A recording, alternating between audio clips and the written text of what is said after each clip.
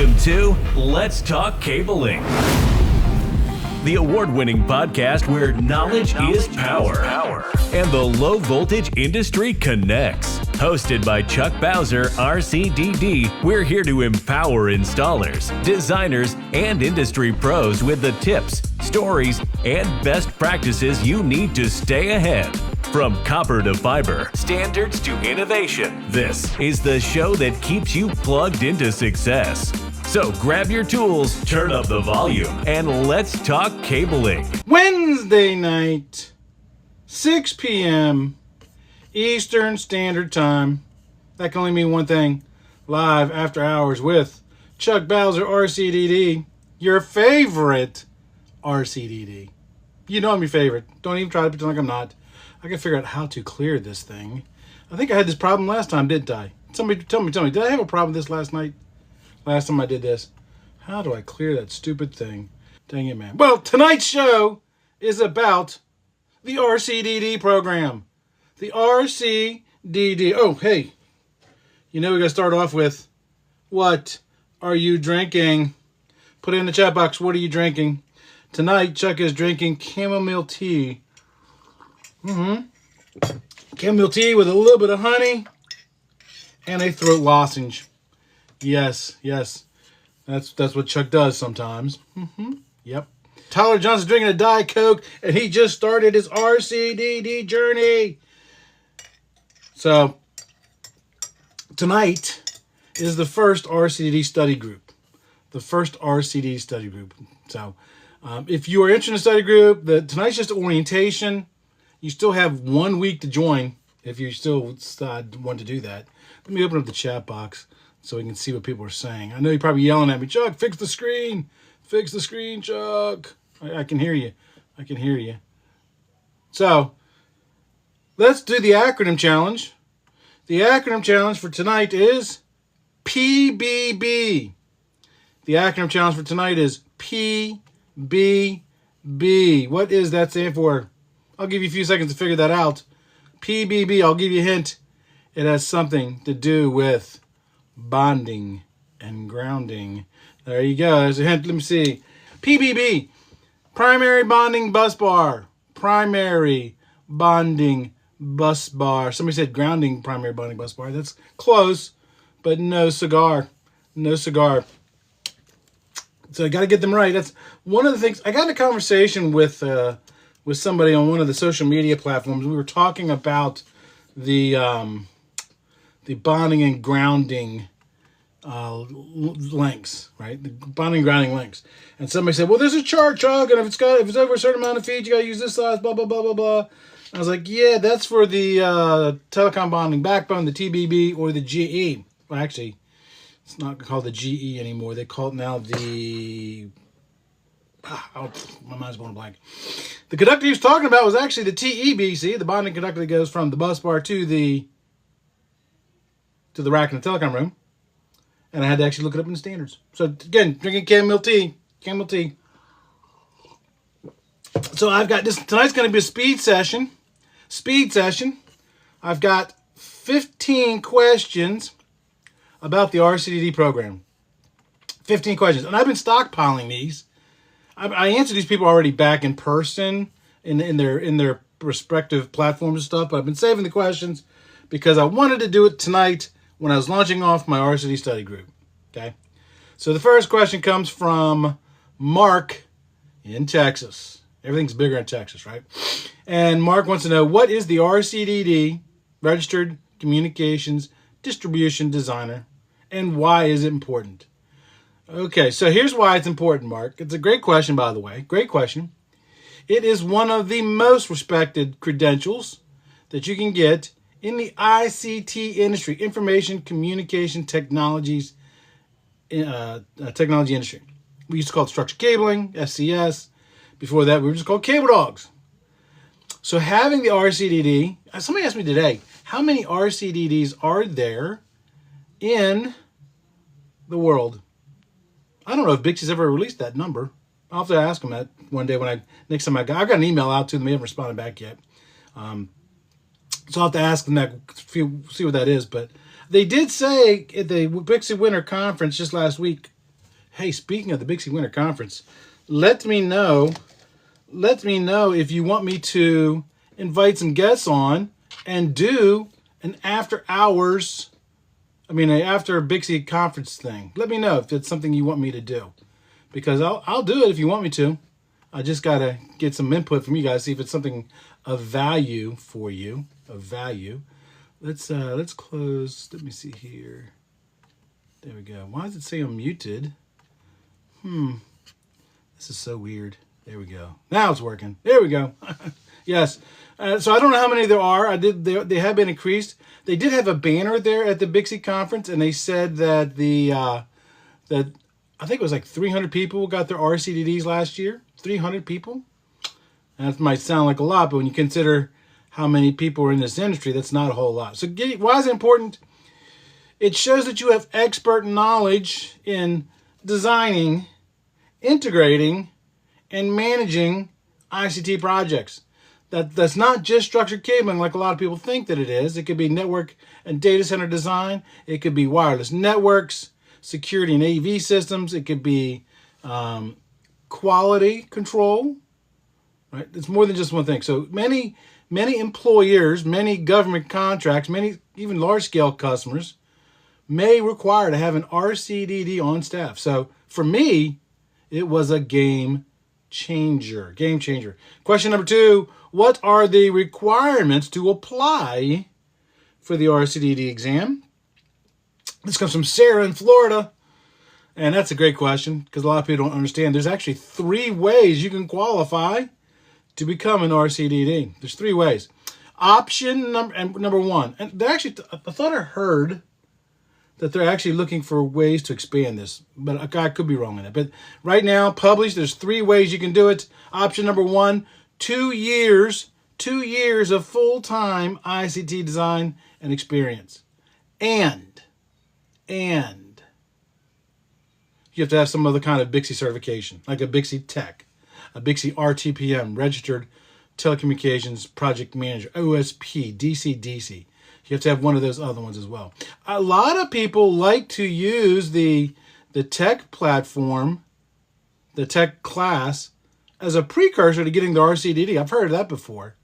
And so people definitely will do that. Absolutely will do that. Still messing up. Still trying to fix this thing too, by the way. Just so you know, I'm trying to fix it. I truly am. There we go. So,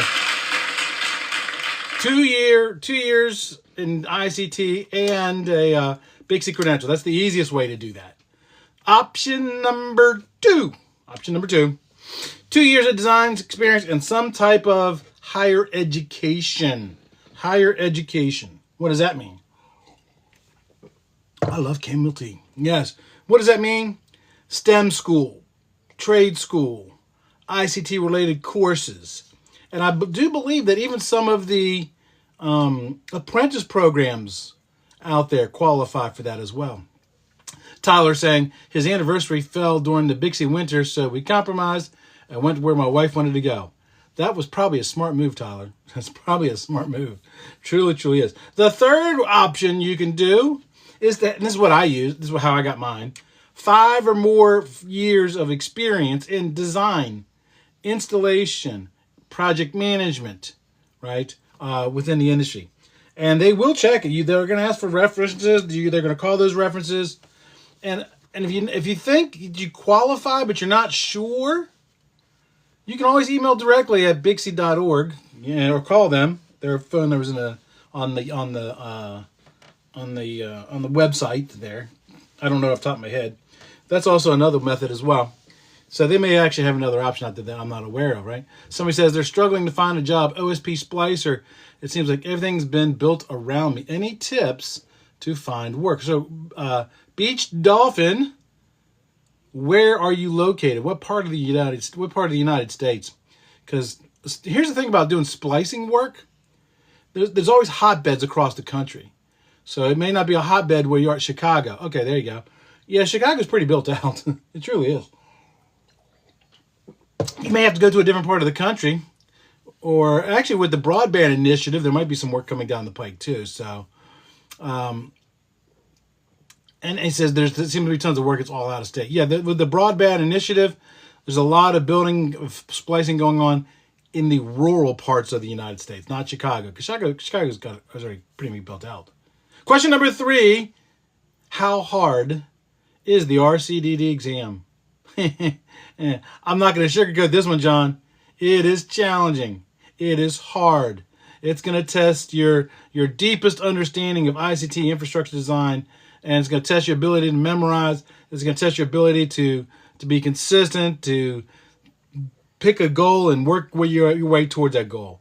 Just to kind of give an exam, Daryl, the RCD's in the house. He says it's unbelievably hard. It is so hard that when I passed my RCD exam, I told my wife, if I ever crash my motorcycle and I'm in the hospital in a vegetative state, keep paying my dues until you bury me in the ground.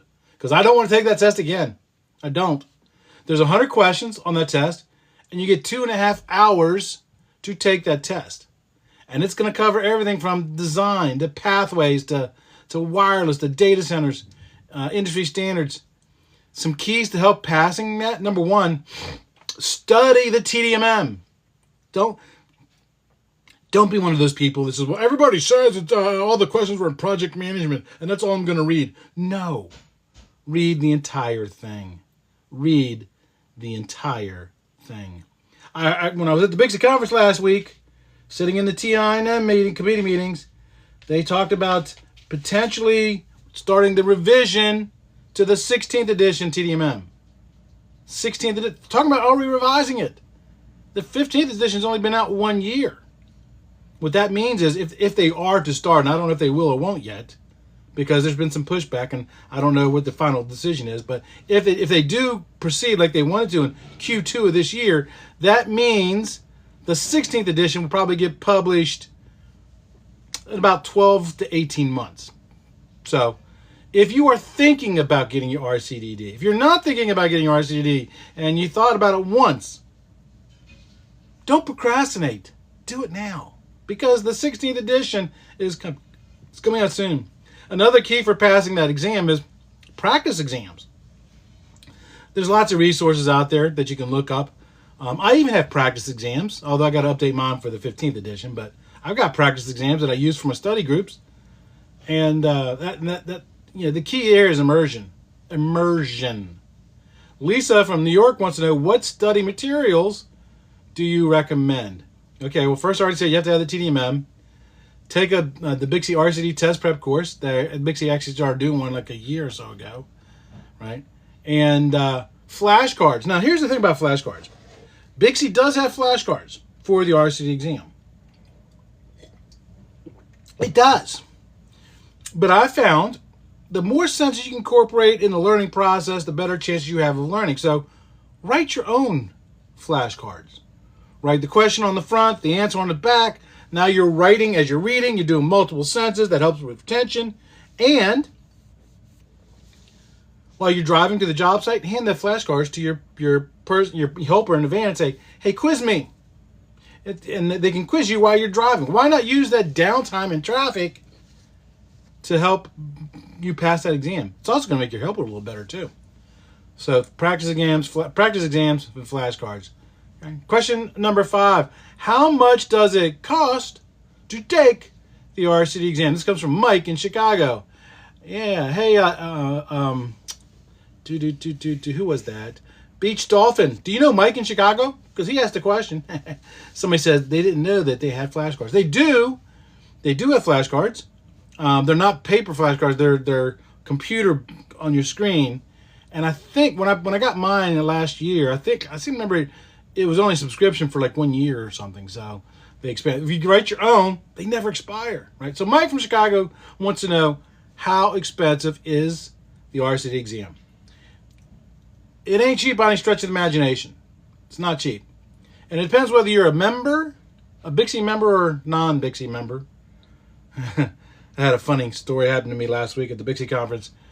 You have to be a BICSI member to participate in some of the committee meetings. And so I was walking by one of the BICSI booths, and one of the personnel says, Chuck, you're not a BICSI member. You got to be a BICSI member to be on the committee. I'm like, I am a BICSI member. What are you talking about? They said, no, we looked you up. You're not. So I had to go to the other BICSI booth, and they had to look me up. And I had 2 BICSI numbers, 2 BICSI profiles, right? One that I created many, many years ago, and another one when I ordered something for the podcast. The one that was ordered many, many years ago, I'm still current. I'm good current till June of this year. The other one wasn't. So make sure you don't have multiple BICSI profiles. That's my point there. Anyways, if you are a BICSI member, the exam fee is $510. For non-BICSI members, the fee is $725. That's not counting the cost of the TDMM. Okay, that's the exam fee. Right? And if you failed it, then you got to pay to retake it. For BICSI members, it's $230 to retake it. For non-BICSI members, it's $355. Right? Pro tip here, maybe see if your employer will reimburse your exam fees or re-exam fees. I know my employer paid for my exam fee and 1 re-exam fee because they knew that a lot of people didn't pass it on the first time, and so they gave me 2 of them, and I was able to do that. So there you go. Next question. I'm gonna flip back over to that screen. Question number 6: is the RCDD an open book exam? This comes from Jessica in Denver. No, it's not an open book test. It's not. And as I mentioned before, it's time limited. So you only have 2.5 hours to take it. So you got to be intimately familiar with it inside of it. And it's going to require you to apply many of the concepts that you learned in that book. It's not an open book exam. Question number 7: what happens if I fail the exam? This comes from Dave in Atlanta. Dave says, I'm telling Dave right now, I failed the first time. It's not the end of the world. If you do fail, you have to wait 30 days to retest. Okay, 30 days to retest. If you fail again, you gotta wait 30 days again. If you fail again, you gotta wait 30 days again. After 3 attempts, then you gotta wait 90 days before you can take that test again. So that's what I always tell people: don't wait to the last minute to schedule your exam. Schedule with time in advance, especially when you're getting near a revision, because if they change the test, you're going to be up the creek without a paddle. I know of a guy that literally took that exam 12 times. 12 times. Right? 12 times. Question number 8. What jobs can I get with an RCDD? Well, Daryl, the RCDD, can tell you he's got a good job. I got a good job. Now, so this is asked by Tom in Phoenix. Here's the thing. It depends on what interests you. You know, you can continue doing what you're doing. I've had many people who are techs in the field, they got the RCDD, and they continue to work in the field. There's nothing wrong with that. You can go into ICT as an IT consultant. You can go as a network designer estimating projects. It'll help you launch a career in project management. I already kind of mentioned estimating. Maybe even a data center engineer. You can even go into QA, become an instructor, do QA inspections. Right, and most of those roles that I've already talked about have higher salaries, especially if you get the RC. When I got my RCD, I got a raise, literally within a month, a significant raise. I won't say what the dollar value was. It was a good raise. I'll tell you on another day. Maybe if you ever see me in person and you buy me a beer, I'll tell you the story behind it because it's a really long story. Question number 9. This comes from Eric in Seattle. How do I maintain my RCD certification? As I mentioned, you don't want to let it expire. You don't. It's valid for 3 years once you get it. And every 3 years, you have to do 2 things. You have to attend at least one BICSI conference. At least one BICSI conference. Because it's all about networking.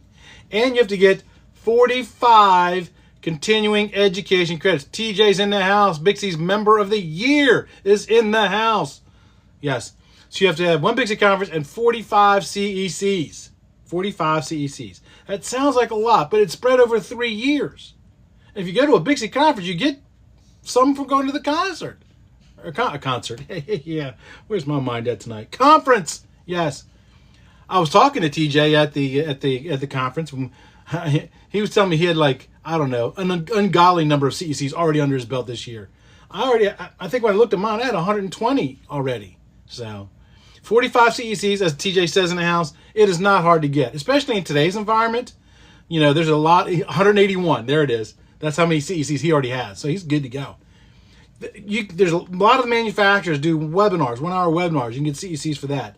You can get them from going to the BICSI conferences.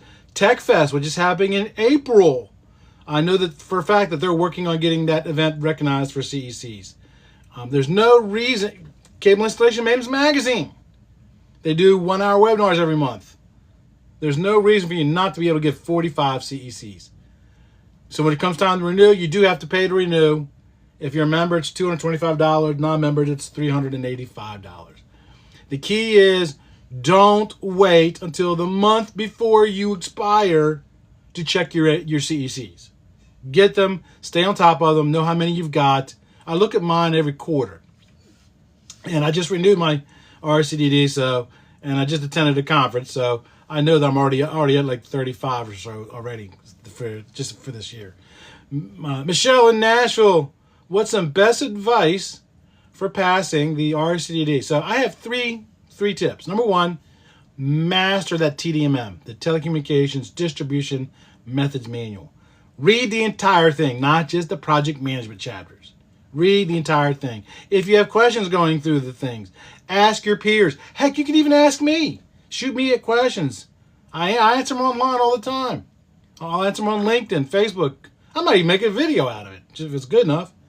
Take practice exams. I already mentioned that earlier. There's plenty of them out there. I have practice exams. And then make sure that you understand what you're reading and how it applies to the real world. Okay? Don't just memorize, apply it. As you're reading through the TMM, think about how that's going to impact your job, or how your job could have been better had you read that before. Question number 11, how long should I study before taking the RCD exam? This comes from Brian in Los Angeles. Great question, Brian. Great question. And it depends. It truly depends. Now, if you go by what BICSI recommends, they recommend 150 to 200 hours if you have experience in ICT, or 200 hours if you're new to ICT. When I studied for mine, I had 20 years of experience. I studied way more than 200 hours because I had to battle 20 years of being taught how to do it incorrectly to doing it correctly. And in high school, I was actually labeled, Junior high, I was labeled SLRD, Special Learning and Reading Disabilities. I could argue that I got that label because I was too lazy on an exam one day, but so I'm always battling that. I have to put my hands on stuff to learn stuff. And when you're taking your RCDD, that's why I said highlight it in the book. Do color. TJ likes doing color coding stuff when he does his fiber optic enclosures. Highlight with different color Sharpies. Write on those flashcards that you're gonna make. Write the answers on the back. By incorporating all those different senses, it's gonna help you memorize. TJ, you need to get your RCDD this year. I'm challenging you to get your RCD within the next 12 months. Question number 12. Can the military veteran use the GI Bill to pay for the RCD exam? This comes from James in San Diego. Now, I don't really know the answer to this because I am not a veteran. But I know somebody who is. And I will ask him. I'll probably see them tomorrow night. So I'm going to defer this question until then. I have a feeling. TJ says, agreed, it's happening this year. TJ, if you need help, you know somebody. So my feeling is it probably does, but the best thing to do is check the VA website. And then also, you can also go to the BICSI website, and I think they've got a special page off of that's going to help that as well. So Daryl says, I work with veterans every day, and yes, they can. So Daryl says he works with veterans, and yes, they can. So there you go. Thank you, Daryl. I appreciate that. Question number 13. What are the most difficult topics on the RCD exam? This comes from Ethan in Toronto. So again, it really all depends. People with background like me, maybe TJ, maybe Daryl, where we work with day in, day out, pulling, terminating, designing cable plants, we're gonna fly through the fill ratios and the bend radiuses and the conduit sizing. But we might have problems when it comes to wireless or DAS systems, talking about the coverage design, antenna placement. Somebody like me who's done a tiny bit of outside plant, I might struggle with that. I might struggle with the data center chapter. So it kind of really all depends on your background and what you're used to. The key is, if you fly through the easy stuff, okay, fine and dandy. Double down on the tough stuff. Double down on the tough stuff. Question number 14. What is the difference between an RCDD and a BICSI technician certification? BICSI Tech. This comes from Kevin in Dallas. I used to live in Dallas. I used to live in Plano. So I am both. I am an RCDD and a BICSI Tech. Looking for my, well, you can see this. You can see the certificates back there. That's the RCDD. That's the certificate. That's my tech.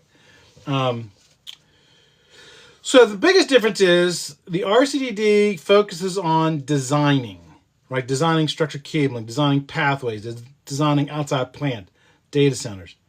The BICSI Tech really focuses on hands-on stuff, installing, terminating copper and fiber, and some project management skills, like for lead project or for running crews and stuff like that. So the tech is more hands-on. But like I said, many techs will pursue their tech first and then get their RCDD afterwards. Question number 15. Told you I'd get through all 15. What happens if my RCDD expires? This comes from Tom in Atlanta. So the first thing I'm going to say to you, Tom, is why'd you let it expire?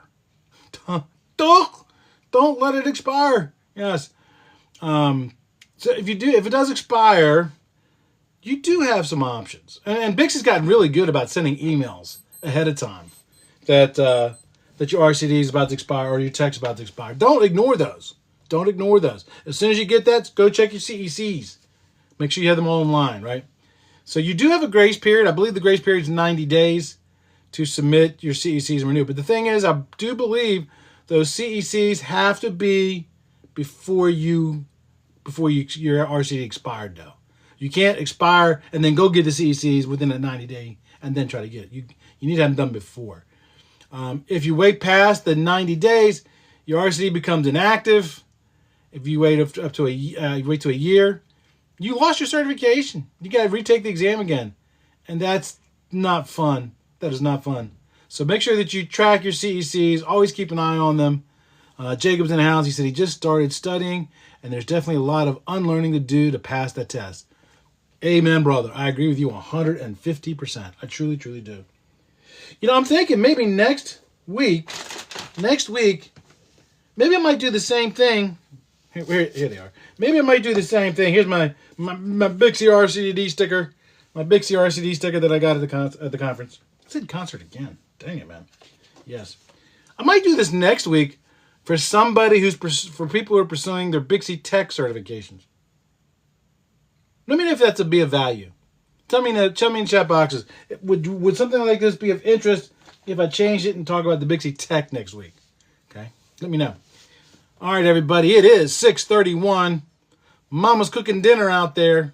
Tyler Johnson says yes. Mama's cooking dinner out there. She's making hamburgers, I think. Oh, it smells good. It smells good. So I'm going to sign off and go get me some hamburgers and get geared up for the study group tonight. Take care, everybody. Remember, knowledge is power. Thanks for listening to Let's Talk Cabling, the award-winning podcast where knowledge is power and the low-voltage industry connects. If you enjoyed today's episode, don't forget to subscribe, leave a review, and share it with your crew. Got questions or ideas for the show? Chuck wants to hear from you. Stay connected, stay informed, and always aim for excellence. Until next time, keep those cables clean, your standards high, and your future bright. Let's talk cabling, empowering the industry one connection at a time.